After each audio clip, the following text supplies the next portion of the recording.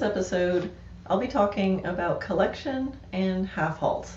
And actually, I'm going to read an excerpt from my book, Dressage Naturally Results in Harmony, a guide to the basics of dressage from a natural horsemanship perspective. So here we go, episode 42, collection and half-halts. Hi, I'm Karen Rohlf, and welcome to Horse Training in Harmony. This podcast is about you making progress with your horse in a way that you both can love. It's about learning how to move and be in harmony. Because yes, you really can develop a horse to be both athletic and happy. When we show up as our best selves for our horses will show up for us. So let's get started. The subject of collection, and especially the subject of half-halts, can be a big subject and a source of a lot of confusion. The word collected starts being used in dressage at second level in the United States, so really early on. But then there's also collection at Grand Prix, and those are two really different kinds of collection.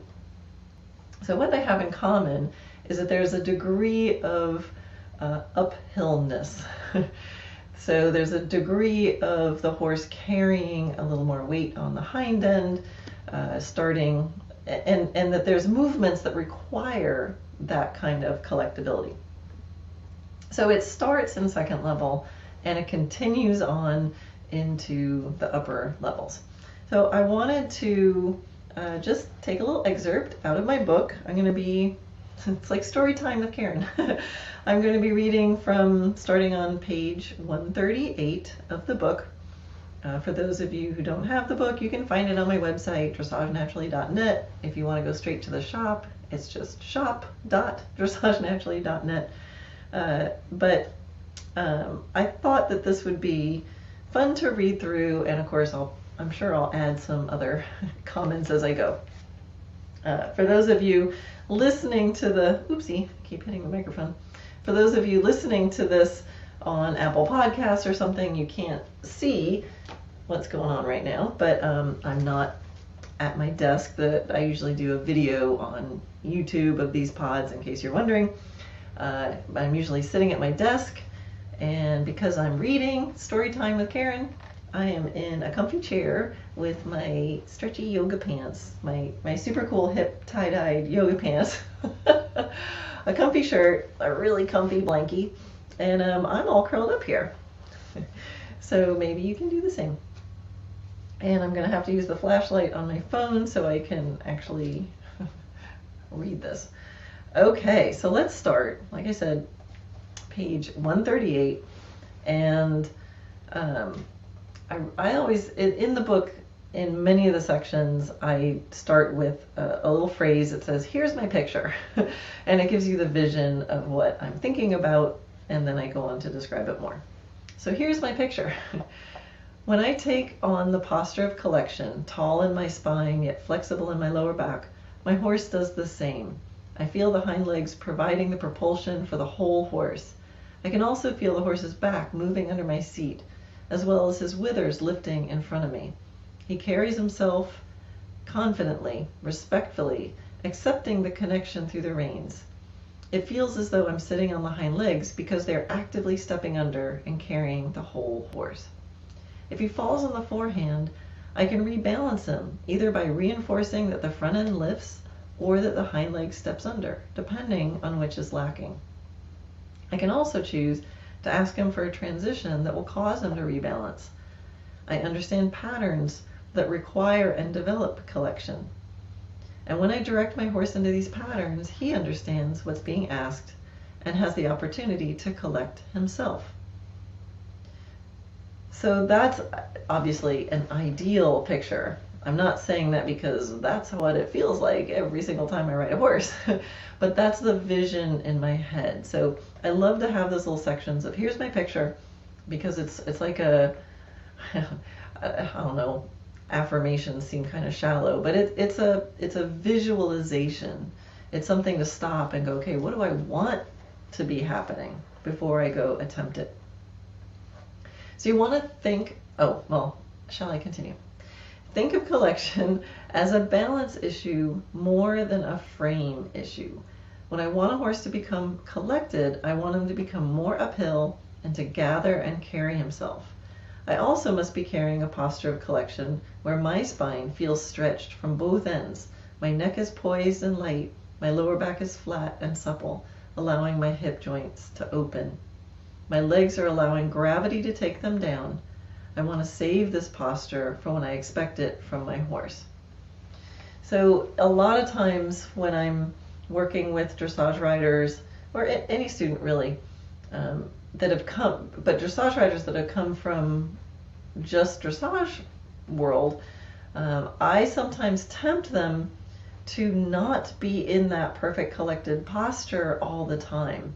So you can kind of sensitize your horse to it more by making sure that you're embodying everything you want your horse to do. So of course we want to be balanced on our horse. We always want to be upright. It just makes it easier for the horse no matter what. But there's also, a hangout posture. There's, the posture for a young horse or a light seat or something like that.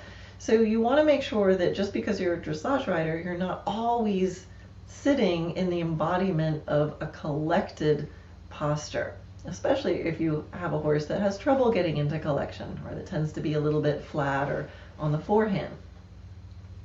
So I always try to mirror my horse as much as I can within the parameters of obviously staying balanced on them. But I want to save that sort of at attention posture, the collected posture, for when I really am collected, because all of those body parts should be meaningful to your horse. All right, so this brings us to the half-halt. So the half-halt is something that has been shouted out across many arenas. Half-halt, half-halt, half-halt, half-halt, outside rein half-halt, inside rein half-halt, both reins half-halt. And I think it's an overused term and an often misunderstood term. So I don't often use that word, or no, that's not true. I save that word for the very appropriate circumstances where it should be applied. So let's see what I say about half-halts in the book. So I'm still on page 138. The half-halt. In the previous balance exercises, you started establishing communication with your horse about lifting and carrying his forehand while staying lively in his energy. Okay, so you didn't read the first section, but I talk about balance exercises, and you'll have to read the book.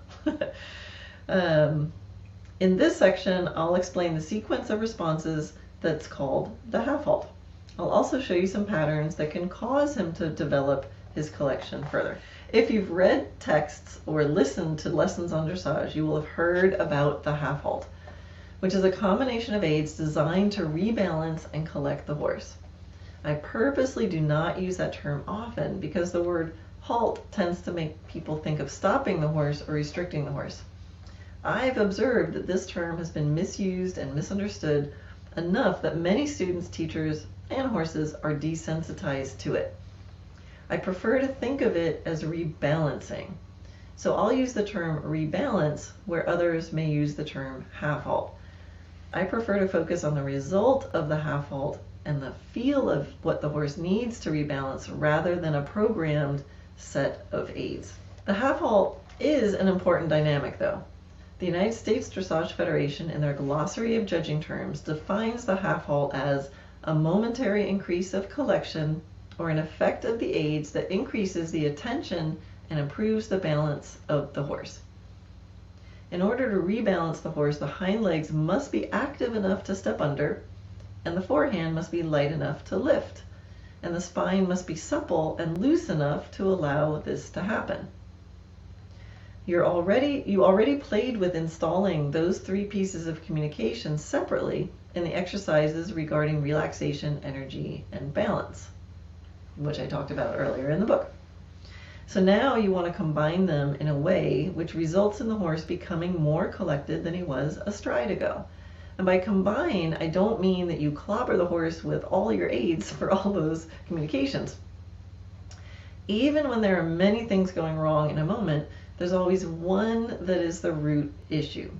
We want to address that one, and then the rest will be easier. If the horse does need a reminder about activating the hind leg and lifting the front end, it'll be a sequence of aids, not all of them at once. I'm going to read that last sentence again because I think that's really important. If the horse does need a reminder about both activating the hind end and lifting his front end, it will be a sequence of aids, not all of them at once. So let's look at, I divided up next into if you have a horse that's already really active with his hind legs, but maybe he's still off balance. So if you have a horse that's already active in their hind legs, all that you need is to suggest that he lifts and carries the front end. To do this, make sure your position is appropriate, your upper body bringing its weight over your haunches, and that you can support by lifting the reins until you feel the forehand lift. When you get this result, your hands have to come back down to neutral. You can also ride a transition or do a mobilization that will cause the shoulders to lighten and supple, such as a backup or a shoulder in. If you do this clearly and consistently, the horse's hind legs now have room to step under because the forelegs are out of the way, and the horse will be able to carry this balance for as long as his stamina and focus allows. So again, you have a horse that's really super activated, super energetic. You feel him getting a little downhill. You don't necessarily need to apply all the aids of a half halt, which is, I guess I don't even describe it there, but where you're activating the hind leg with your legs, drawing up in your body for a moment, closing your hands for a moment, and then as the horse sort of ratchets himself up, then you soften your hands. So when people describe that those are the aids for the half halt, and then they say half halt to rebalance, and the riders put all of those aids on all at once, no matter what, that's where I see some problems starting to come in. So you want to focus on the result. What are you trying to do from the half halt? You're trying to rebalance. What is the horse already supplying? Okay, don't ask for that. Just add the piece that he doesn't. And so also what I'll say here about the lifting of the reins there, you need to be able to lift your hands up and forward a little bit. Otherwise you're pulling back. So if you just bend lift your hand without moving your elbow, you're pulling up and backwards. So you're going to have to kind of fluff. So it's a quick little lift, indicate that they should lift their neck, and then your hands go right back down again. Or, like I said, you could do a piece of lateral work. Shoulder in is great because it requires that the shoulders lighten because you're mobilizing them off laterally. Okay. Considerations for this horse. In the moment that you ask the forehand to lift, it's perfectly fine and normal that the horse may come, quote, above the aids, end quote, or stick his nose up and out and look a little what might be considered ugly in dressage circles. It's okay. Don't try to pull his head down in this moment. After he's rebalanced, chances are he will soften, and if he doesn't, it usually just takes a small suggestion to soften the pull. If you were able to add energy to the system when the horse already moving strongly on the forehand, chances are he'll just go more powerfully on the forehand. So, your horse is on the forehand, he's already powerful, you add your legs more, chances are he's just going to go more powerfully continuing on the forehand. It's also okay if in the moment you influence the shoulders, you lose some forward energy, such as if you ask for a transition to back up. If the energy wasn't a problem in the first place, you can trust it to be there waiting for you. Yeah, so it's this sequencing of aids, like lighten the forehand for a moment. If something else falls apart, that's okay. You can add that right back in. Don't worry. And, yes, as you become more and more refined, that sequencing of aids will happen closer and closer together where they almost seem simultaneous. But there's a big difference between putting your aids all at once, or doing one set of aids, it works, and then the other set of aids, like lift, energize, rather than energize and lift all at the same time. Okay, I'll continue. So for another horse, if the horse has fallen on the forehand because the hind legs have become sluggish, it's important then to activate the energy. Again, make sure you are sitting in a posture that will support the collection, but you just hit the gas pedal until the horse freely and immediately springs forward. This alone has the potential to rebalance him. Think of a motorboat. When it accelerates, the front end lifts. For an exaggerated example of this, next time you see someone walking by who's very slumpy and kind of heavy, go up behind them and give them a good sharp pinch in the butt and observe their animated uphill posture afterwards. I can't believe I wrote that in my book. My next line is, I'm joking, of course, but you can picture that dynamic, right?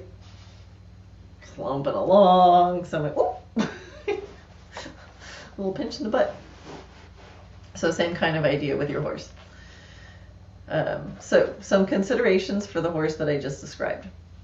If you just lift the front end, you may get more engagement simply because now the front end is out of the way, but in most cases, this kind of horse who's a little sluggish will see this as a very difficult posture to maintain with his hind end out behind him or lacking energy. He will likely become even less motivated. Remember the energy exercises from earlier, and make sure his response to energy is let loose, that you're not holding your legs on him just to keep him going. So in a previous chapter, we talked about getting the energy. In the moment that he gives you energy, at first, he may lose some collection. He may run, break gait, stick his head up. That's fine, as long as you added the missing ingredient that will ultimately rebalance him. You can smooth everything out afterwards. So please remember that at this stage, you don't want to hold on to anything. You want to make suggestions, allow the horse to try something, then sit in active neutral and see how the horse feels. You'll lift the forehand too much so you can settle into just the right place. You'll ask for a burst of activity so you can settle into the just right place. And in that just right moment, you can be in active neutral, not holding on, not forcing. It's more valuable at this stage to ask for increased collection, achieve it, and then ask the horse to release it and stretch before they lose it. In the beginning, I just ask my horse, would you collect more for me? You can maintain higher degrees of collection for longer periods as your horse tells you that he can do it easily and readily. In the beginning, do only a few steps here and there, checking his collectability. Then you can do more and more. You may do 10 minutes of collection spread out over 60 minutes of a ride before you do 10 minutes of collection continuously. Yeah, so this overshooting the target, which is a big theme in what I do, to not try to achieve this perfect thing, but if you find you're moving away from the picture you want, see, and you are able to identify the missing ingredient, add too much of that ingredient for a moment and then let it settle back to that middle.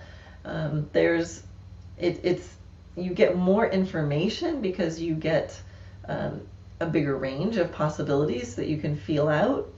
It eliminates the whole problem of I need more but not too much. I need more but don't make another mistake with somewhere else.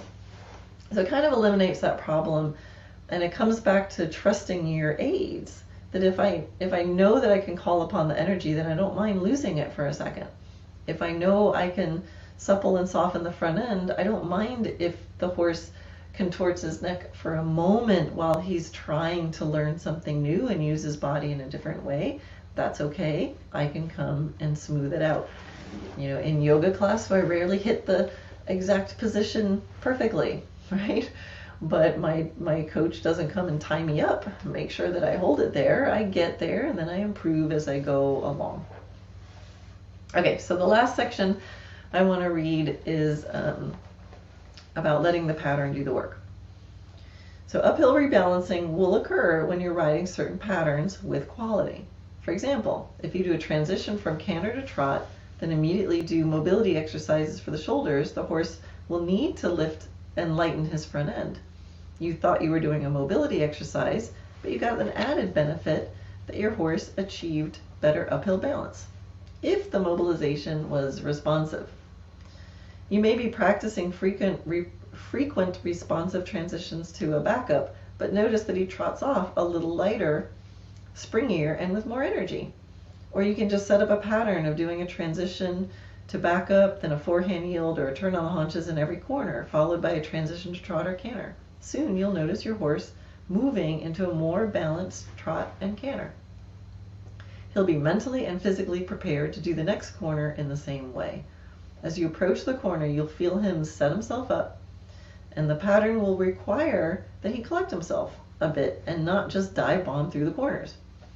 Keep aware when this happens, because it's an opportunity to learn more about your horse and what his body needs to be able to carry you with lightness. You don't want to have to be holding strong aids on in order to be collected. You can be more clever than that. Collection is about ultimate balance. So if you're aware of where your horse is falling out of balance, and you can suggest that he does something that requires a move that is opposite from that, then you'll have a better chance of achieving the middle. And remember, the truth is always in the middle. When you achieve these more collected moments, you'll notice an improvement in the horse's cadence, that clear marking of the beats that results from increased springiness. You'll also notice a greater degree of lightness and ease of movement. When he's lighter on his feet, the flexibility and mobility exercises will also be easier, and so further the collection will be, and so the collection will be also easier. And now you are in an upward spiral of success. Yeah, so the whole idea there is to, so many people just think collected, half halt, drive, hold, and we want to be more clever than that.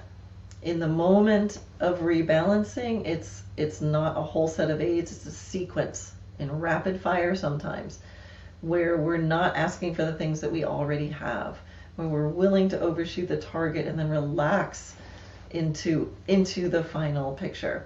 And so that last section also added in the idea of using transitions and patterns. So I love playing with corners when I'm starting collection, and just doing transitions in the corners, needing to make that 90-degree turn where the shoulders have to lighten, then transitions out of it.